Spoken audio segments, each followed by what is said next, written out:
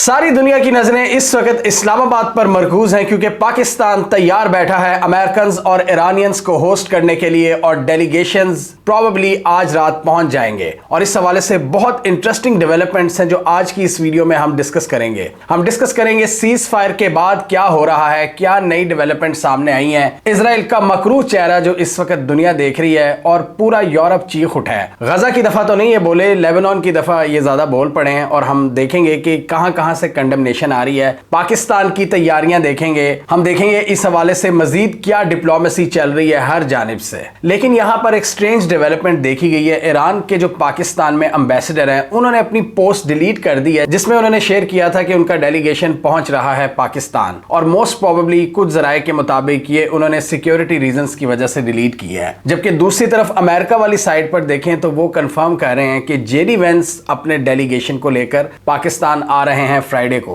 अभी वो यूरोप का विजिट कर रहे हैं और कुछ घंटों में पाकिस्तान की तरफ फ्लाई करेंगे इंशाल्लाह, अगर सब कुछ सही जाता है। पाकिस्तान इस हवाले से बहुत ज्यादा एफर्ट्स कर रहा है और इस वक्त पूरी दुनिया की नजरें इस्लामाबाद पर हैं। पाकिस्तान के लिए ये एक फख्र का मकाम है कि इतनी बड़ी पीस एफर्ट के लिए पाकिस्तान सेंटर स्टेज पर है और पूरी दुनिया की निगाहें पाकिस्तान पर हैं। दुनिया भर के लीडर्स हों, वो यूरोपियन लीडर्स जो कभी कभार पाकिस्तान का जिक्र किया करते हैं, आज उनकी ट्वीट्स, उनकी स्टेटमेंट्स में पाकिस्तान का जिक्र है। पाकिस्तान का वो शुक्रिया अदा कर रहे हैं। यूरोप हो, जर्मनी हो, यूके हो, ऑस्ट्रेलिया हो, बहुत से ममालिक और इनका मीडिया, ग्लोबल मीडिया पर भी नजर दौड़ाएं तो हर जगह पाकिस्तान छाया हुआ है। इस्लामाबाद अकॉर्ड्स, और वो पाकिस्तान जिसको आज से 15 साल पहले तक यही मगरबी मीडिया दहशतगर्द करार देता था, आज पाकिस्तान के गुण गा रहा है। अमेरिकन मीडिया की भी बात करें तो वो भी ऐसी चीजें लिख रहे हैं कि वंस आइसोलेटेड बाय अमेरिका, आज पाकिस्तान मीडिएशन एफर्ट्स में सेंटर स्टेज पर है। और डेफिनेटली इस सिचुएशन में बहुत से लोग नाखुश भी हैं। भारत के अंदर से रोने की आवाजें आ रही हैं। यूएई की तरफ से कुछ स्ट्रेंज बिहेवियर देखने को मिल रहे हैं। उनके जो कमेंटेटर्स हैं वो भी इतने खुश नजर नहीं आ रहे और कुछ इजरायली लॉबिस्ट हैं वो भी बड़े नाखुश हैं। हम देखेंगे कि सीज फायर के बाद क्या सिचुएशन डेवलप हो रही है और क्या नई नई रुकावटें सामने आ रही हैं और पाकिस्तान किस तरह राउंड द क्लॉक लगा हुआ है कि इस पीस एफर्ट को कामयाब बनाया जाए। अब सीज फायर की बात करें तो यहां पर एक बहुत बड़ी कॉन्ट्रडिक्शन सामने आ गई है जो हमने आपको कल की वीडियो में भी बताई थी। शहबाज शरीफ की जो ओरिजिनल ट्वीट थी सीज फायर के हवाले से, जिसमें वो सेलिब्रेट कर रहे थे और खुशी का इजहार कर रहे थे, उसमें लेबनान इंक्लूड था। और हमने कल की वीडियो में आपको बता दिया था कि इजराइल की जानिब से जो स्टेटमेंट आई है उन्होंने कहा कि इसमें लेबनान इंक्लूडेड नहीं है। और कल हमने देखा है जैसे ही सीज फायर का ऐलान हुआ, लेबनान के अंदर तारीख की बदतरीन बमबारी की है इजराइल ने। मासूम लोगों को मारा है, वहां पर बच्चे और औरतें निशाना बनाए गए हैं और उनका क्या प्रिटेक्स्ट है कि हम हिजबुल्लाह को टारगेट कर रहे हैं। लेबनान के प्राइम मिनिस्टर ने भी पाकिस्तानी प्राइम मिनिस्टर को कॉल की है और उनसे रिक्वेस्ट की है कि आप हमारे बारे में भी कुछ करें, और इस हवाले से इजराइल पर दबाव बढ़ता जा रहा है। अब ये जो चीज है ना, इसने सारी दुनिया को डिस्टर्ब करके रख दिया क्योंकि ऐसा लग रहा है कि दुनिया अमन के लिए बड़ी बेकरार थी और यहाँ पर इसलिए पाकिस्तान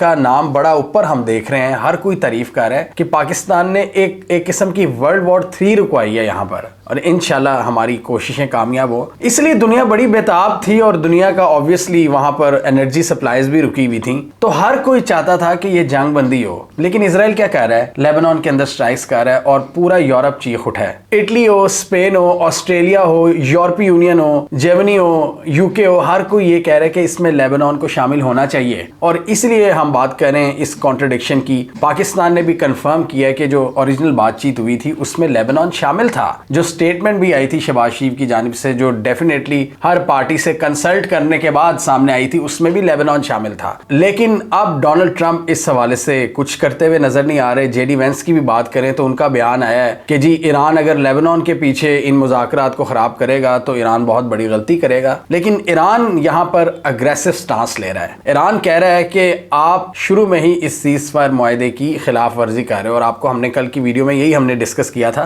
कि यहाँ पर इजराइल करना क्या चाहता है। ईरान की जानिब से इनको खतरनाक हमलों का सामना था और उसी वक्त लेबनान से भी मिसाइल आ रहे थे, रॉकेट्स आ रहे थे। तो यहाँ पर इजराइल को एक ब्रीदिंग स्पेस मिली है कि ईरान ठंडा हो गया है और लेबनान पर इन्होंने चढ़ाई कर दी है। ये बेसिकली इजराइल के फायदे में है। और यहाँ पर डोनाल्ड ट्रंप ने भी कोई शायद बारीक कार्रवाई खेली है या हमेशा की तरह उनके साथ फिर धोखा किया गया है इजराइल की जानिब से, ये हमें नहीं पता। लेकिन इजराइल क्या कर रहा है, इस वक्त लेबनान में तबाही फैला रहा है और इसी वजह से पूरी दुनिया के लीडर्स कह रहे हैं कि ऐसा नहीं होना चाहिए। और इंटरेस्टिंग चीज ये है कि ईरान इस हवाले से बड़ा अग्रेसिव स्टांस ले रहा है। वहां पर हम देख रहे हैं अली खामेनी जो उनके सुप्रीम लीडर थे, उनका 40वां मनाया जा रहा है और पूरा ईरान सड़कों पर है। और ईरान ने इस वक्त नया डायरेक्टिव जारी किया है कि स्ट्रेट ऑफ हॉर्मूज का कंट्रोल हम मजीद बढ़ाएंगे। और ईरान ने कहा है कि अमेरिका हमें खुद मजबूर कर रहा है कि हम उनके और उनके एलाइज के लिए ये रास्ता बंद करें। सीज़फायर के बाद हमने देखा कि कुछ कश्तियों ने गुजरना शुरू किया, उसको उस ट्रांजिट रूट को पास करना शुरू किया,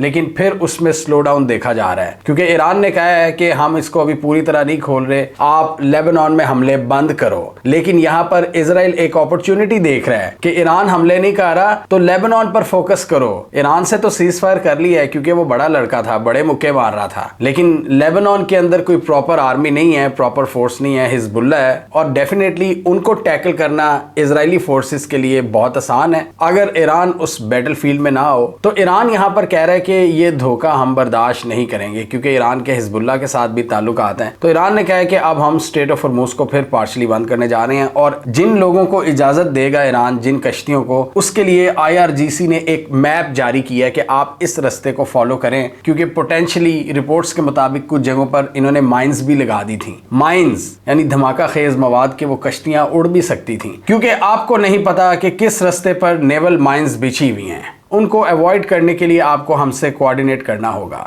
तो IRGC ने मैप जारी किया है, यहाँ पर एक बार फिर अपनी असर्टिवनेस दिखाई है, अपनी अथॉरिटी दिखाई है कि हम इस इलाके को मैनेज करते हैं। और उनकी जो 10 पॉइंट्स हैं उसमें भी मेंशन है कि स्ट्रेट ऑफ हॉर्मूज को अब ईरान मैनेज करेगा और ईरान टोल टैक्स लेगा। हर कश्ती को यहाँ से गुजरने के लिए एक स्पेशल परमिट दरकार होगा।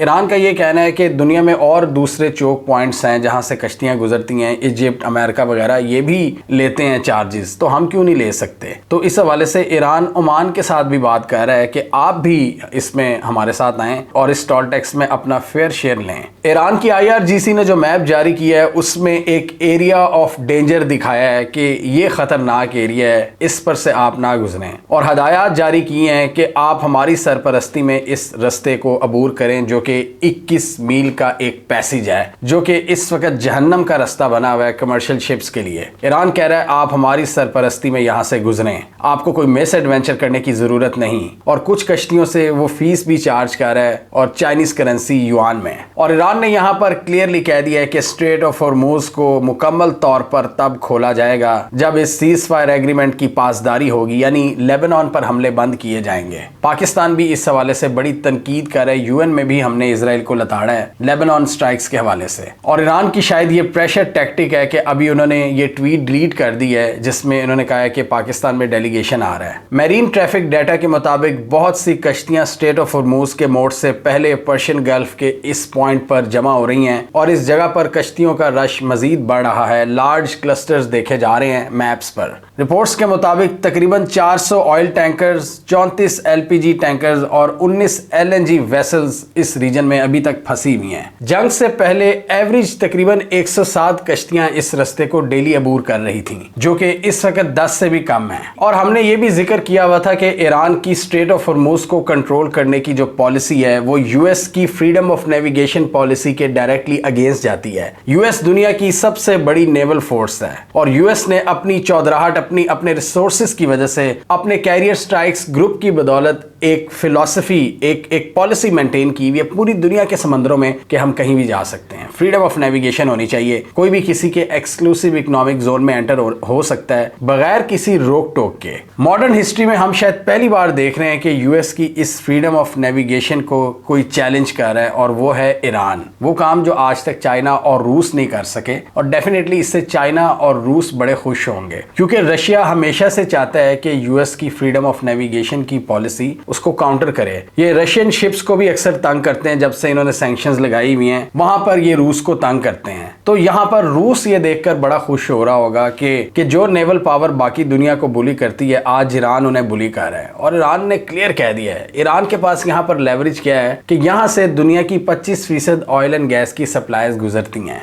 ईरान यहाँ पर सीधा हुआ है और अपनी टर्म्स पर बातचीत करना चाहता है और ईरान ने कह दिया है कि यूएस के साथ जो भी बातचीत होगी वो हमारे जो 10 पॉइंट्स हैं उन पर होगी। ये बहुत बड़ी कामयाबी है ईरान की और इसलिए दुनिया कह रही है कि इस जंग में ईरान विक्टोरियस इमर्ज हुआ है, क्योंकि जब तक इन्होंने ये पागलपन नहीं किया था, हमला नहीं किया था अमेरिकन ने ईरान पर, तब ईरान स्ट्रेट ऑफ हॉर्मूज को कंट्रोल नहीं कर रहा था, सबकी कश्तियां गुजर रही थी। लेकिन इस जंग के बाद क्या आउटकम निकला है? ईरान इसको कंट्रोल कर रहा है। हालांकि इन्होंने ईरान की टॉप लीडरशिप को असैसिनेट कर दिया है, लेकिन ईरान के पास क्या फिलॉसफी है, मोज़ाइक डिफेंस डॉक्ट्रिन, जिसको हमने इस वीडियो में एक्सप्लेन किया था कि पूरी लीडरशिप को खत्म भी कर दिया जाए, लेकिन IRGC के जो लोकल कमांडर्स हैं उनमें ये कैपेबिलिटी है कि वो इस पूरे इलाके को कंट्रोल कर सकते हैं एक रेडियो सिग्नल के जरिए और on ground Chand military man के जरिए। और अभी भी हम देख रहे हैं कि ईरान की नेवी और IRGC के मेंबर्स इन कश्तियों को सेफ पैसेज प्रोवाइड करने के लिए गाइड कर रहे हैं स्मॉल बोट्स पर। और पर्शियन गल्फ में डेफिनेटली ईरान की जो पावर थी यूएस ने उसको अंडरमाइन किया है और इस जंग शुरू करने से पहले शायद इनके वहमो गुमान में भी नहीं था कि ईरान इसको प्रैक्टिकली इंप्लीमेंट कर सकता है। जो चीज़ हम 7 साल पहले डिस्कस करते थे, हम उस वक्त भी यही डिस्कस कर रहे थे कि ईरान धमकी दे रहा था कि हम स्ट्रेट ऑफ हॉर्मूज को चोक कर देंगे अगर आपने हम पर हमला किया। ईरान ने वो करके दिखाया है और इस मौके पर एक और इनका एलाय है इजराइल का, उसको भी बड़ा गुस्सा चढ़ा हुआ है और वो है UAE। वो इस वक्त ईरान से कंपनसेशंस मांग रहे हैं, वो चाह रहे हैं ईरान को मजीद वीक किया जाए और वो कोई ज़्यादा खुश नज़र नहीं आ रहे इस एग्रीमेंट से, जिस तरह इजराइल खुश नहीं नज़र आ रहा और जिस तरह इंडिया नज़र नहीं आ रहा। और ये ग्रुपिंग जो है इजराइल, इंडिया और UAE की, ये जंग से पहले भी आया हो चुकी थी और जंग के बाद भी तकरीबन वही ग्रुपिंग मेंटेन है। पाकिस्तान, तुर्की, सऊदी अरब, इजिप्ट। और इस सिलसिले में पाकिस्तान को चाइना की कांस्टेंट बैकिंग हासिल है। इसहाक डार ने चाइना का विजिट किया और रिसेंटली भी उनके एम्बेसडर से इसहाक डार की मुलाकात हुई है। चाइना ने जो किरदार अदा किया है इस पूरी मीडिएशन में, उसके बारे में चाइना इतना वोकल तो नहीं, लेकिन चाइना ने एक अहम किरदार अदा किया है और सबसे पहले जो 5 निकाती एजेंडा था वो पाकिस्तान और चाइना की जानिब से ही रिलीज किया गया था इस जंग को रुकवाने का 1-1.5 हफ्ता पहले। चाइनीज कमेंटेटर्स पर अगर हम नजर दौड़ाएं तो वो भी पाकिस्तान के किरदार की बहुत ज्यादा तारीफ कर रहे हैं। वो कह रहे हैं कि पाकिस्तान ने एक जबरदस्त किरदार अदा किया है और हम पाकिस्तान के साथ खड़े हैं। इसी असना में डोनाल्ड ट्रंप का भी एक बयान आया है। उन्होंने कहा कि हमारी जितनी भी मिलिट्री एसेट्स हैं, चाहे वो US वॉरशिप्स हों, एयरक्राफ्ट्स हों, स्पेशल सर्विसेज ग्रुप्स हों, ये मिडल ईस्ट में अपनी पोजीशंस को अभी मेंटेन रखेंगे जब तक इस जंग का कोई प्रॉपर आउटकम नहीं निकलता। उनके मुताबिक अभी तो ये सीज फायर हुआ है, जब तक जंग बंदी नहीं होगी इनके ट्रूप्स की पोजीशन बरकरार रहेगी मिडल ईस्ट के अंदर। और ईरान की एक ये भी डिमांड है कि जितनी बेसिस हैं मिडल ईस्ट के अंदर, ये गल्फ कंट्रीज में, Qatar, Kuwait, Bahrain, UAE, Saudi Arab, Jordan वगैरह में, यहाँ से अमेरिकन को निकलना होगा। और ये तो हमने पहले ही देखा है कि बड़ी हद तक इन बेसिस को नुकसान पहुंच चुका है और ये भी ईरान की एक स्ट्रेटेजिक कामयाबी है कि यहाँ से अमेरिका को बहुत हद तक निकाल बाहर किया है और स्ट्रेट ऑफ हॉर्मूज में अपना कंट्रोल जमाया है। तो डोनाल्ड ट्रंप ने यह धमकी लगा दी है कि हमारी मिलिट्री यहीं पर मौजूद है और कोई कार्रवाई ले सकती है अगर ईरान ने स्ट्रेट ऑफ हॉर्मूज ना खोली और अगर बातचीत आगे ना बढ़ी। लेकिन यहाँ पर एक बड़ी कॉन्ट्रडिक्शन पैदा होगी है लेबनान के हवाले से। और जैसे मैंने पहले आपको बताया है कि इजराइल को यहाँ पर एक ब्रीदिंग स्पेस मिली है कि ईरान के हमले चूंकि कम हुए हैं, लिहाजा लेबनान के अंदर पूरी ब्रूटैलिटी से अटैक करो। और वो खुद पब्लिश कर रहे हैं कि ये अब तक का हमारा सबसे बड़ा अटैक था लेबनान के अंदर, जिसमें एक दिन में 300 से ज्यादा लोगों की जानें गई हैं। ईरान इस हवाले से सख्त हुआ है। ईरान कह रहा है ये हम अलाउ नहीं कर सकते कि आप लेबनान को साइडलाइन कर दो। जहां हम देख रहे हैं कि UAE कोई ज्यादा खुश नजर नहीं आ रहा और उनकी ईरान पर तनकीद जारी है, सीज फायर के हवाले से भी उनकी तनकीद जारी है, पाकिस्तानियों के साथ भी उनकी मुठभेड़ हो रही है सोशल मीडिया पर। वहीं हम देख रहे हैं कि सऊदी अरब ने बड़े दिल का मुजाहरा किया है और ईरान के फॉरेन मिनिस्टर की बातचीत हुई है सऊदी फॉरेन मिनिस्टर से। ये एक बहुत जबरदस्त डेवलपमेंट है और हम आपको पहले ही बता रहे थे जंग के दौरान कि कतर और सऊदी अरब अभी भी मीडिएशन की एफर्ट्स कर रहे थे और UAE बहुत गुस्से में था। इसकी एक रीजन इनकी इजराइल से दोस्ती भी है और जितने इजरायली एजेंट्स UAE में काम कर रहे हैं, ईरान ने उन बिल्डिंग्स को निशाना बनाया है, डेटा सेंटर्स को निशाना बनाया है, टेलीकॉम सेंटर्स को, जहां से ईरान के खिलाफ डेटा को प्रोसेस किया जा रहा था CIA और मोसाद की जानिब से। और दूसरा, सऊदी अरब और UAE की जो राइवलरी हमें इस जंग से पहले नजर आई थी, वो भी एक रीजन है कि ये दोनों थोड़े ऑपोजिट कैंप्स में हमें खड़े हुए नजर आते हैं। इवन जंग के बाद भी ज्यादा डायनामिक्स चेंज नहीं हुई। यहाँ पर इंडिया, इजराइल, UAE, एक तरफ पाकिस्तान, सऊदी अरब, इजिप्ट और तुर्की, और सऊदी अरब के जो इख्तलाफात पैदा हुए थे यूएई के साथ यमन और सोमालिया में चाइना सऊदी अरब के नैरेटिव के साथ था। और वो क्योंकि चाइना यहाँ देख रहा था कि सोमालीलैंड को रेकग्नाइज करके इजराइल एक बहुत भयानक चाल खेल रहा है और उनको ताइवान से कनेक्ट करवाना चाहता है। और सोमालिया के प्रेसिडेंट ने कहा था कि यहाँ पर इजराइल गाजा के लोगों को बसाना चाहता है। तो पहले सऊदी अरब ने यमन में यूएई सपोर्टेड ग्रुप्स को निकाला और सोमालिया के प्रेसिडेंट ने बाद में ऐलान किया कि यूएई हमारे मुल्क से निकल जाए। तो इस वक्त भी सऊदी अरब ईरान से बातचीत कर रहा है और यूएई ईरान पर तनकीद कर रहा है। जबकि यूरोपियन ममालिक की बात करें तो उनका भी राब्ता अब ईरान से बढ़ता जा रहा है और स्पेन ने ये ऐलान किया है कि वो अपनी एम्बेसी को रीओपन करेगा तेहरान में। और दूसरे यूरोपियन लीडर्स भी अब ईरान से राब्ता बढ़ा रहे हैं और ईरान से जो सफारती ताल्लुकात हैं उनको भी नॉर्मलाइज करने पर गौर किया जा रहा है, जैसे स्पेन ने किया है। और स्पेन सबसे बड़ा क्रिटिक बनकर इमर्ज हुआ है पूरी दुनिया में इजराइल का और इजरायली एक्शंस का। हमने इस वीडियो में डिस्कस किया था और पूरी दुनिया से एक जबरदस्त प्रेशर डेवलप हो रहा है इजराइल के खिलाफ। लोग इस सीजफायर एग्रीमेंट को एक फ्रेजाइल एग्रीमेंट कह रहे हैं, यानी उनको डर है कि इजराइल इसकी खिलाफ वर्जी करेगा। लेकिन मेरा नहीं ख्याल कि इजराइल अब जुर्रत करेगा ईरान पर हमला करने की, वो 10 बार सोचेगा। उन्होंने इसको हासिल ही इसलिए किया कि वो अभी छोटे ग्रुप्स को टारगेट करें, उन पर फोकस करें, जैसा कि हिजबुल्लाह वगैरह। पाकिस्तान की इन एफर्ट्स को सैबोटाज करने की भी कोशिश की गई है और ईरान के मुताबिक इजराइल ने ये जो सीज फायर वायलेशंस किए हैं, आखिरी रात ईरान इजराइल के अंदर मिसाइल दागने ही वाला था, लेकिन पाकिस्तान ने इंटरवीन किया और कहा कि इससे सीज फायर एग्रीमेंट टूट जाएगा। और पाकिस्तान पूरी कोशिश कर रहा है इस डील को बचाने की। इस हवाले से हमारी दुआ है कि पाकिस्तान की जो एफर्ट्स हैं पीस के हवाले से वो कामयाब हों और फाइनली इसके बाद पाकिस्तान की आवाम को भी थोड़ा सा रिलीफ मिले। पाकिस्तान को चाहिए अब थोड़े ब्रेव डिसीजंस ले। ईरान के साथ जो गैस डील का मंसूबा है उसको रिवाइव करे, थोड़ी सस्ती गैस और डीजल ईरान से लें। हम स्ट्रेटेजिक कामयाबियों को इकोनॉमिक रिलीफ में भी कन्वर्ट होना चाहिए, यानी इसका फायदा आम लोगों तक भी पहुंचना चाहिए जो आपकी डिप्लोमेटिक कामयाबियां होती हैं। अवाम को रिलीफ दें ताकि अवाम की जो मुश्किल हालात हैं उनमें थोड़ी कमी आए। जितना महंगा पेट्रोल है और बाकी जितनी ज़्यादा इन्फ्लेशन बढ़ चुकी है, यकीन जानिए ज़िंदा रहना मुश्किल हुआ पड़ा है। और इसके लिए पाकिस्तान को अब अच्छे इकोनॉमिक डिसीजंस भी लेने होंगे।